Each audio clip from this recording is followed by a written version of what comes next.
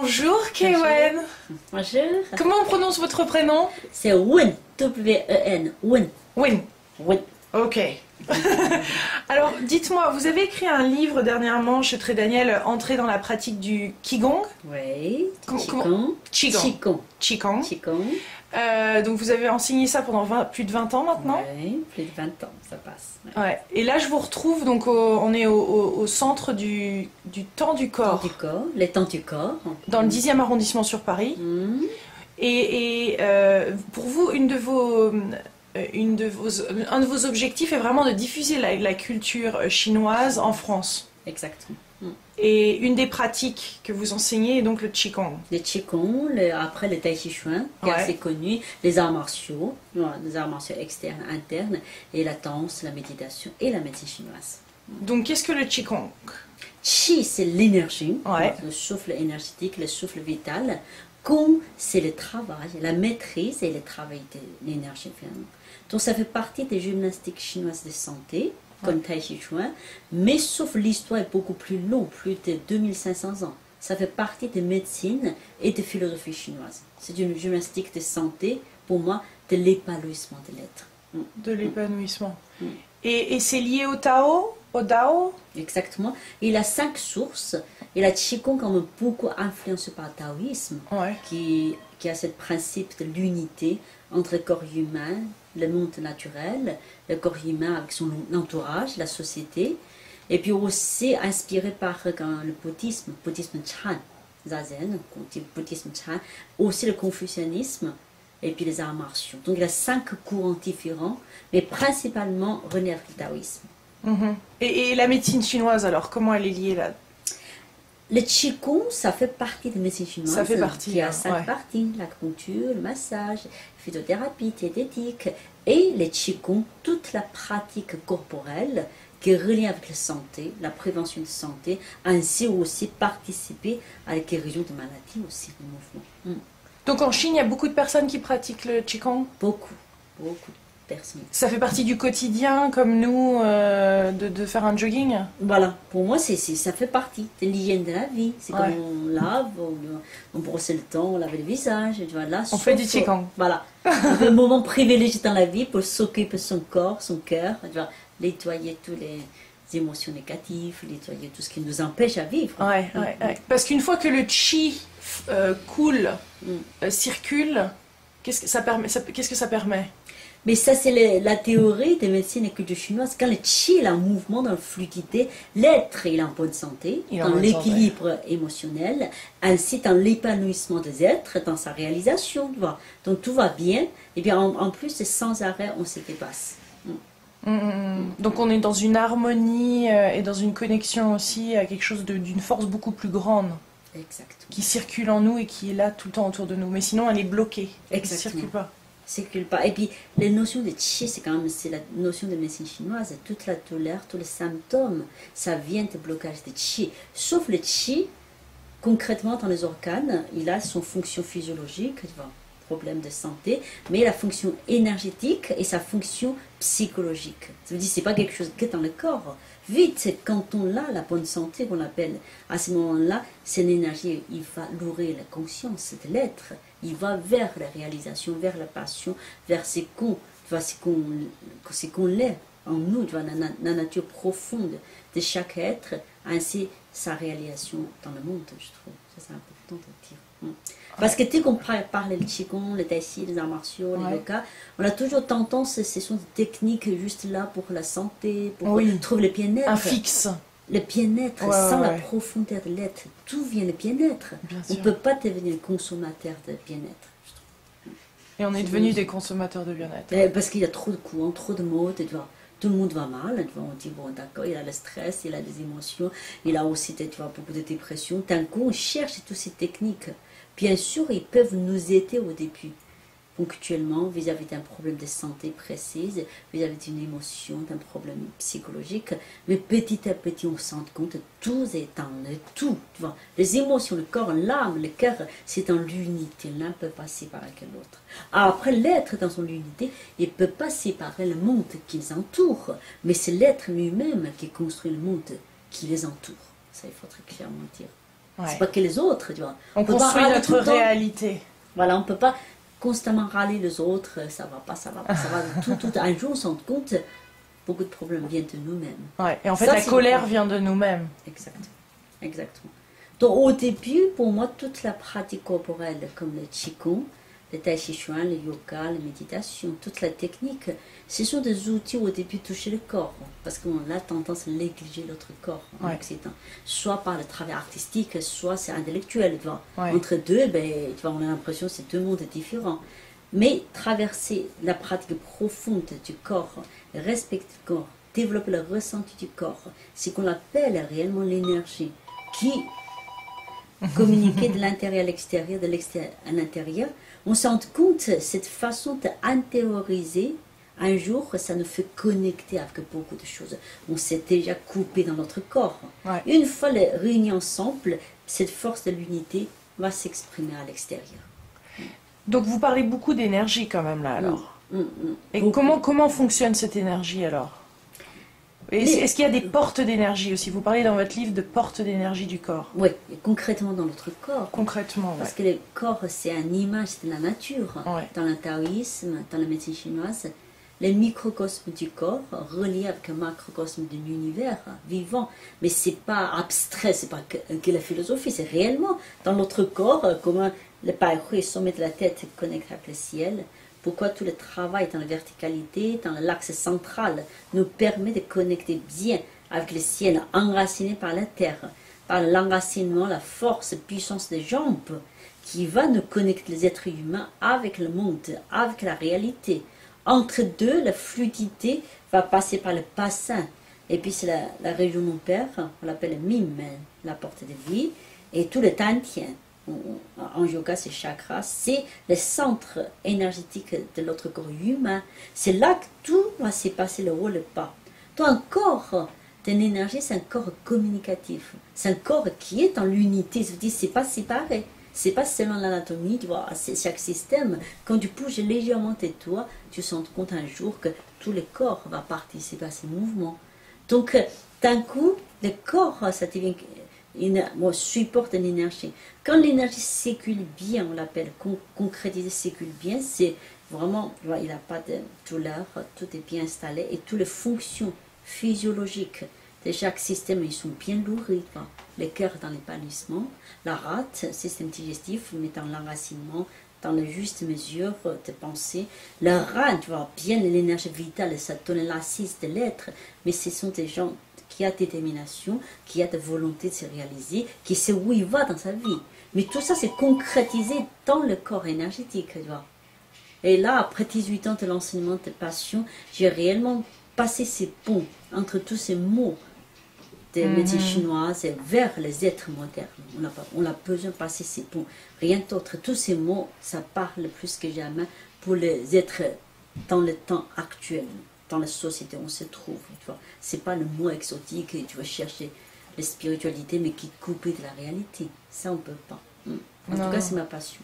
Oui, parce qu'on a un choix de vie quand même, et une qualité de vie, et une connexion, et une harmonie qui est possible, surtout en ce moment avec la crise.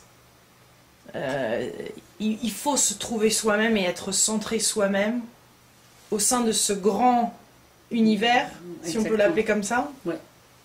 Et puis parce que l'univers vivant, j'ai compris la société. Bon, il a l'univers vivant, tout le monde naturel, toute la nature, l'écologie, on va respecter. Tous ces gros problèmes actuellement dans le monde, problèmes de pollution, l'écologie, et puis problèmes de crise, le chômage, les émotions, la pauvreté. Tout ça, on l'a obligé de prendre conscience en face quand on travaille. Mais en face de tout ça, je me suis dit toujours à mes élèves, tu vois, la meilleure solution dans ce monde, tu vois. Si on peut changer quelque chose, il faut réagir pour que ce soit meilleur le monde. Mais s'il y a les éléments qui sont en dehors de notre maîtrise, Et l'autre meilleure façon d'être, c'est essayer de se dépasser tout ça, de se construire soi-même ce bonheur.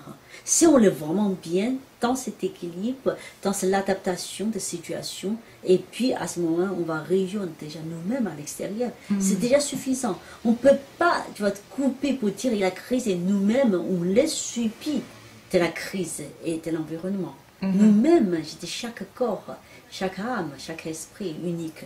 Il faut le vivre le plus possible. Donc c'est plus un chemin de l'intérieur à l'extérieur. Donc, dites-nous alors, donc c'est vraiment une philosophie, le Qigong. Pour moi, en c'est tout cas, une philosophie de vie. Oui, pour moi, forcément. Au début, on n'a pas besoin de faire un grand discours pour les gens qui pratiquent. Il faut quelque chose de pragmatique, qui sont utiles. Ouais. Dans le livre, donc, j'ai donné des mouvements très, bon, pas très simples quand même, mais il y a certaines profondeurs. Mais quelle que soit notre pensée, on peut y aller. C'est déjà efficace. Pour chasser les émotions, pour être sentir bien, pour chasser la douleur, pour réellement sentir bien déjà dans son corps. Mais petit à petit, pour moi, c'est un chemin qui va nous amener beaucoup plus loin. Mais au début, on n'a pas besoin d'être philosophie pour pratiquer le Qigong, bien sûr. Ouais. Là, on rentre dedans. Là, parce que vous avez utilisé le mot entrer quand même dans le titre. Exactement. On rentre dans cette énergie, on rentre dans ce système, on rentre dans cette pratique. Ça veut dire ne posez pas trop de questions, parce qu'en Occident, tu vois, c'est ça, c'est poser avant de faire quelque chose. Toute l'action, pour moi, toute action, c'est une philosophie. Attends, faire d'abord, bouge d'abord, tu vois. Ouais. Et bien, crois d'abord. À ce moment-là, on va sentir, c'est-à-dire entrer dans la pratique du Qigong. Après, c'est intéressant. Non, mais c'est intéressant ça, parce que c'est vrai qu'en France, particulièrement, on a tendance à beaucoup intellectualiser. Donc, est-ce qu'il y a quelles sont les barrières principales pour vous que vous rencontrez en tant que Français ou par rapport à notre culture pour vraiment pratiquer le Qigong? Est-ce que vous rencontrez des freins spécifiques? Bien sûr, mais c'est deux enseignements totalement différents entre la Chine et la France, et entre la Chine et le monde occidental. Ouais. Je me rends compte que c'est vite, il faut quand même des connaissances et des choses intellectuelles pour qu'ils comprennent, parce qu'ils fonctionnent beaucoup avec le mental. Et heureusement, je dis que finalement, enseignant le Qigong, la culture chinoise en France, c'est tout le travail. Parce que finalement, il faut que j'ai construit une pédagogie très très structurée pour les faire comprendre comment ça structuré. Et bien après le mental peut se relâcher. Voilà, pour qu'il entre dans le corps. Donc, c'est pas comme le chinois, puis le vietnamien, les thaïlandais, parce qu'ils croient. Ils croient tellement que quel que soit le mouvement, ils sont là, tu sais, dans le ressenti développé. Ici, il y a quand même toujours, c'est tout. Ils peuvent pas. Bon. C'est à cause des fondements différents de cultures, ils ne peuvent pas croire au début. Donc finalement, j'ai su comment construire ces ponts. Ça veut dire que dans mon cours, il a le ressenti, tu vois, qu'il dépasse tout de suite, ils sont obligés. Mais après, les connaissances et les paroles, tu vois, les cultures, les philosophies nécessaires pour refaire la rencontre. Et d'un coup, ils avancent bien quand même. Donc le livre adresse ça. Adresser tous les parce qu'il y a eu quand même un succès, parce que c'est troisième édition, bravo. Oui. Et puis ça parle beaucoup aux gens parce qu'il y a le côté poétique, tu vois, très poésie, philosophique, mais sans imposer la philosophie comme ils pensent, c'est traverser les ressentis du corps, on dévoile une connaissance de philosophie, tu vois, c'est relié avec le concret. Et puis c'est un livre quand même, c'est très j'ai fait d'une façon il est très beau, poétique. On ne le voit pas forcément ici, mais c'est vrai qu'il est très poétique. Et puis beaucoup des images, j'ai essayé de choisir les images de la nature, et que rien avec ces ludités, quoi. L'esprit, le corps, l'environnement, et tout ce qu'on voit se réaliser, l'être humain, sa place au sein de cet univers vivant. Essayer de passer les images déjà, et puis aussi tous ces, par exemple, tu vois, la profondeur de tortue, cette réflexion, tu vas retourner dans la tradition pour avancer. Toutes les images, j'ai beaucoup étudié pour que ce soit très vivant dès le départ. C'est la même pratique pour les hommes et les femmes? Même pratique. Après, c'est sûr, à partir de certains niveaux, la femme, dans l'énergie de femme, il a de force, mais plus dans cette féminité, une douceur dans la force. Pour l'homme, ils ont développé quand même leur corps masculin dans la puissance, dans la stabilité, mais il y a une douceur, heureusement. C'est comme on dit, la femme, on a besoin plus de yang pour se réaliser. L'homme, un peu plus de yin, ça lui fait du bien. Un peu plus de douceur, ça lui fait du bien.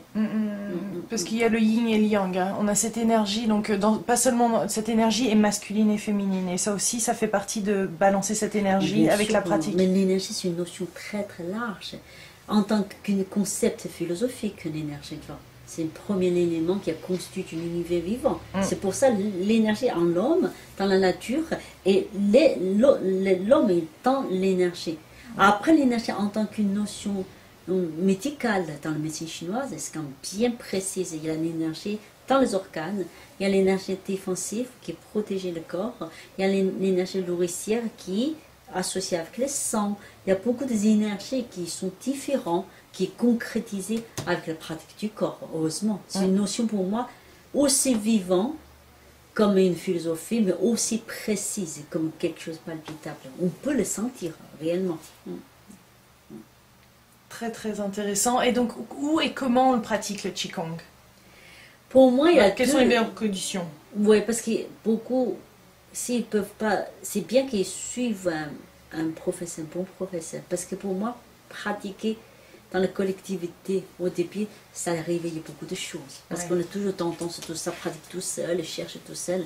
Mais les champs énergétiques que les autres ouvrent, partager ça avec les autres, ça doit être quand même une autre expérience. Ouais. Et puis après, le niveau avance, trouver les bonnes méthodes et très bon professeur, bon maître, ça c'est hyper important pour moi aussi. Enfin, ça aussi, c'est une autre notion dont on a un problème, la notion de maître en France. Hein. En France, ça, c'est un gros Parce problème. qu'en Chine, c'est quand même quelque chose. Hein. Le maître, on se...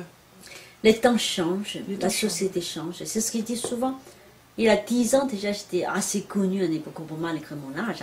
Il a 10 ans, j'étais comme très jeune, tu sais, vraiment une jeune fille. Et puis, mais je suis quand même assez connue parce que la presse parle beaucoup. Je me rends compte aussi, la notion de maître et des élèves change totalement. Ah ouais. Déjà dans le temps moderne, dans la société. Je pense qu'on a besoin de maîtres spirituels, les grands maîtres qui nous quittent dans notre vie. Mais je pense qu'il faut suivre bien un maître à certains moments, absolument trouver son indépendance. Ça, c'est très important. Parce qu'on a trop des attachements, on a trop caricatures. Ça, j'ai toujours sur mon schéma des temps du corps. Moi, j'ai 25 professeurs qui enseignent. Essayent de réunir l'esprit, de donner vraiment la voie de développement. Mais je voudrais que les élèves voient, il y a l'équipe de gens qui avancent sur cette voie. Même je suis en tête de cette équipe. Après, le maître chinois, j'invite constamment. Après ça, il a des grands maîtres spirituels de loin. Mais continue son chemin, mais sans attacher, tu vois. Penser une personne qui peut remplacer le monde, surtout ça. Toujours l'harmonie. Hein. Toujours l'harmonie. Ça fait que finalement on élargit notre conscience. Bon, bien sûr, on est toujours reconnaissant dans notre vie envers le maître, parce que c'est nous, grâce à eux, on avance. Mais il ne faut pas avoir un chemin de l'attachement. Comme si ce maître, c'est son monde. Et si ce maître n'est pas là, qu'est-ce que tu fais? Moi, je dis qu'à certains moments de ce chemin, il faut qu'il sache où il en est dans sa vie. En fait, tu vois, c'est tous ces nourriture pour construire sa vie, tu vois, prendre sens de sa vie, mais pas attaché, tu vois, comme ça, tu vois. C'est ce qui était beaucoup de gens qui suivent la voie spirituelle, mais dans leur vie quotidienne, dans la vie de famille, dans leur travail, c'est le hasard. Ça peut pas être dans l'unité, c'est quelque chose qui coince. Avez-vous un maître spirituel ou en avez-vous connu un ou... Moi, je pense dans ma vie, j'ai une série de professeurs maîtres qui m'a quitté de plus en plus loin. Je pense que je suis toujours resté très reconnaissant. Mais après, je dis il en a, mais je n'ai pas un maître spirituel. Non. Moi, j'ai beaucoup. Moi, je trouve chacun, il y a certains qui sont plus importants, bien sûr, qui m'apportent plus. Mais je persévère mon chemin et je suis toujours reconnaissant. Mais je ne veux pas un attachement, quoi. Il n'y a pas un maître. Bon. Qu'est-ce qui vous ouvre le cœur le plus? Quelle est la chose la plus efficace pour vous ouvrir le chakra du cœur? Il suffit de penser que la vie est constamment en changement. Et puis la vie, c'est quelque chose empli de surprises. Peut-être demain, tout va basculer. Peut-être demain, on va mourir. Qui sait? Donc, saisir l'instant même. Vivre pleinement chaque instant. Ça, c'est très important. Ouais. Et commencer dès le matin par faire du Qigong. Oui. Et parfois, c'est... Dès le lever. Voilà, lever, premier à l'instant, c'est connecter avec la vie. Pour dire vivre une belle journée, tu vois. Et puis profiter le maximum que je peux. Et puis sentir toujours pour moi, c'est très important de vivre cette phrase, chaque instant pleinement dans le présent. C'est hyper important. Donc, je suis quelqu'un de très intuitif, très spontané. Et puis, je fais le planning, mais tu vois, même dans le stage, les élèves qui me suivent des années, chaque stage, même contenu, ça devrait être différent. C'est différent. L'intention est aussi peut-être différente. Exactement. Et le groupe est différent, le temps est différent. Ça tenait aussi cette culture, toute cette pratique qui tire chaque instant, on peut vivre quelque chose ailleurs. Ouais. Qu'est-ce qu'on a prévu, tu vois. Il y a l'autre, si le cœur est ouvert, mais il y a plein de choses en ce moment qui va connecter. C'est comme l'autre rencontre. Peut-être il y a certaines rencontres, c'est banal, et certaines rencontres, ça va être plus passionnant, parce que c'est comme ça. Voilà. C'est ça, tu ouvres, on ne sait pas chaque instant ce qu'on va vivre, mais on est prêt de vivre chaque instant. Et ça a évolué le Qigong, vers où ça va, qu'est-ce que vous développez en ce moment, quel est le futur ou le présent? Le Qigong, après 18 ans de développement, les Tantuco formaient plus de 800 professeurs. Bon, parmi eux. Vous avez formé plus de 800 professeurs? Oui, j'ai l'école de formation depuis 15 ans. Et puis après, la moitié des gens, ils continuent. Peut-être ils n'enseignent pas, mais ils continuent dans la voie de Qigong. Et puis il y a beaucoup qui enseignent. Donc j'ai fait déjà un réseau de labellisation de Tantuco dans toute la France. Et puis aussi les 3 commissions de recherche, le Qigong et la culture, Qigong et la médecine, la santé, Qigong et la société. Parce qu'on l'aidait beaucoup les lycéens, les gens dans les prisons, dans les hôpitaux. Tous ces côtés-là, ça a beaucoup développé. Et moi je me rends compte aussi la formation, les élèves de formation deviennent de plus en plus jeunes. Incroyable, de plus en plus dynamique. Là, c'est carrément, il y a des jeunes garçons de 19 ans, 20 ans qui sont venus. Beaucoup des artistes, beaucoup de gens qui sont actifs dans la société, mais qui rapportent beaucoup de richesses. Pour moi, en tout cas, je suis très fière de mon chemin, parce qu'en venant de Chine, Qigong, on ne connaît pas ce que c'est. 18 ans de développement, non seulement le Qigong, on l'a développé comme une façon, pour moi, c'est une fenêtre d'entrée, une porte d'entrée, dans lequel on trouve l'océan de sagesse de l'Orient. Mais l'océan de sagesse est pour moi universel. C'est même pas l'Orient, l'Occident. C'est les êtres humains en face de ce monde. Comment on se connecte. Tu vois, pour moi, c'est un chemin passionnant parce que j'ai ramené cette culture, mais j'ai le développé et puis Quel bonheur! Oui, je le suis adapté dans le tissu social d'ici. Vraiment, je suis quelqu'un passionné, comme vous pouvez constater. Et je l'amène, cette passion, depuis 18 ans en France. Et j'ai fait vraiment vivre plein d'instants uniques pour beaucoup, je trouve. Merci de partager cette passion avec nous et d'être venu en France, depuis la Chine, pour nous faire découvrir tout ça. Merci beaucoup. C'est vraiment, c'est un chemin, en tout cas, magnifique. Moi, je suis contente. Et je le fais avec beaucoup de bonheur, surtout. Ça se ressent. Merci. Merci.